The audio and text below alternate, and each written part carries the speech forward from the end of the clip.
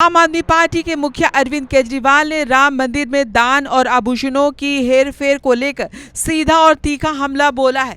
केजरीवाल ने मांग की है कि भगवान श्री राम के घर में डकैती डालने वाले असली गुनाहगारों को सरेआम फांसी की सजा मिलनी चाहिए। उन्होंने देशवासियों से अपील की कि ऐसे चंदा चोरों का सामाजिक रूप से पूर्ण बहिष्कार किया जाना चाहिए। भगवान राम के यहाँ उनके घर में महा डकैती हो गई है। भगवान राम के आभूषण, उनका हार, उनकी पादुका, उन पे चढ़ाए गए चांदी, सोना, हीरे, जवाहरात, करोड़ों अरबों रुपए का कैश और ना जाने क्या क्या भगवान राम के घर से चोरी हो गया है। और इस चोरी में बहुत बड़े बड़े राक्षस शामिल हैं। भगवान राम पे करोड़ों करोड़ों लोगों की आस्था है।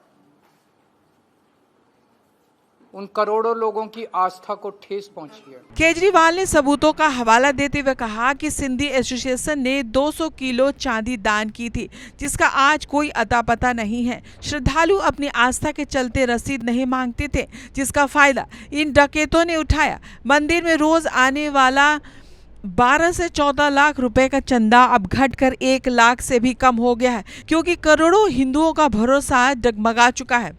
और मैं लोगों को कहना चाहता हूं, जो राम के नहीं हुए वो आपके क्या होंगे? जिन्होंने भगवान राम को लूट लिया वो आपके क्या होंगे? कुछ अंधभक्तों को लगता था कि ये लोग बड़े ईमानदार हैं। कुछ अंधभक्तों को इनकी ईमानदारी पे बड़ा भरोसा था। वो अंधभक्त जान लें, जिन्होंने राम को नहीं छोड़ा वो राष्ट्र को क्या छोड़ेंगे। तो मैं पूरे देश से अपील करना चाहता हूं, सब लोगों को ये धर्म युद्ध है। सब लोगों को उठना पड़ेगा, सब लोगों को खड़ा होना पड़ेगा और सब लोगों को ये धर्म युद्ध की लड़ाई लड़नी पड़ेगी। आज मैं तो कसम खा के आया हूं भगवान राम के मंदिर में कि जब तक इन राक्षसों को फांसी पे नहीं चढ़वा दूंगा, मैं चैन की सांस नहीं लूंगा। केजरीवाल ने जमीन खरीद घोटाले को दोबारा उठाते हुए बताया कि कुसुम पाठक की 2 करोड़ की जमीन महज 10 मिनट में ट्रस्ट ने 18 करोड़ रुपए में खरीदी, यानी 16 करोड़ रुपए सीधे साइफन ऑफ किए गए। उधर आप सांसद संजय सिंह ने दावा किया कि केजरीवाल के अयोध्या पहुंचते ही आनन फानन में FIR दर्ज की गई और दबाव के कारण ही चंपत राय और अनिल मिश्रा को इस्तीफा देना पड़ा। आम आदमी पार्टी का साफ कहना है कि जब तक इस डकैती के असली मास्टरमाइंड और बड़े चेहरों पर कानूनी हथौड़ा नहीं चलेगा, तब तक करोड़ों हिंदुओं को न्याय नहीं मिलेगा।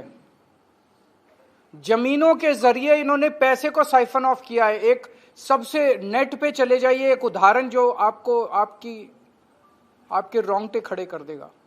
कोई कुसुम पाठक और हरीश पाठक हैं, जिन्होंने 18 मार्च 2021 को अपनी 1.25 हेक्टेयर जमीन 2 करोड़ में बेची चंदा चोर पार्टी से संबंधित 2 लोगों को, और मात्र 10 मिनट के अंदर 2 करोड़ की जमीन मंदिर के ट्रस्ट ने 18 करोड़ में खरीद ली उन्हीं लोगों से। पाठक परिवार ने 2 करोड़ रुपए में जमीन बेची और 10 मिनट के अंदर ट्रस्ट ने चंदा चोर पार्टी के लोगों से 18 करोड़ में जमीन खरीदी ली। इसका मतलब 16 करोड़ रुपए ट्रस्ट ने भगवान राम के साइफन ऑफ कर दिए। और ये अकेला उदाहरण नहीं है, ऐसे ढेरों उदाहरण है। इस पे कोई कार्रवाई नहीं की गई। इसकी शिकायत की जा चुकी है, कई बार शिकायत की जा चुकी है, लेकिन मैंने जैसे कहा, जिन लोगों को कार्रवाई करनी है वही लोगों को एक्शन लेना है। वो एक्शन नहीं लेंगे अपने खिलाफ। वो छोटे छोटे कैशियर को पकड़ेंगे, चौकीदार को पकड़ेंगे, माली को पकड़ेंगे, इन लोगों को पकड़ेंगे। बड़े ऊपर बैठे हुए लोगों को के खिलाफ एक्शन नहीं लिया जाए। राम मंदिर चंदा चोरी का ये विवाद अब पूरी तरह से एक बड़े राजनीतिक और कूटनीतिक युद्ध में तब्दील हो चुका है। अरविंद केजरीवाल के इन गंभीर आरोपों और सीधे शीर्ष नेतृत्व पर किए गए वार ने उत्तर प्रदेश से लेकर दिल्ली तक की सियासत में भूचाल ला दिया है। चंपत राय के इस्तीफे के बाद अब विपक्ष जांच की दिशा और असली आरोपियों की धरपकड़ को लेकर सरकार को पूरी तरह घेरने की रणनीति बना चुका है। अब देखना होगा कि इस राजनीतिक बवंडर पर सरकार क्या सफाई देती है।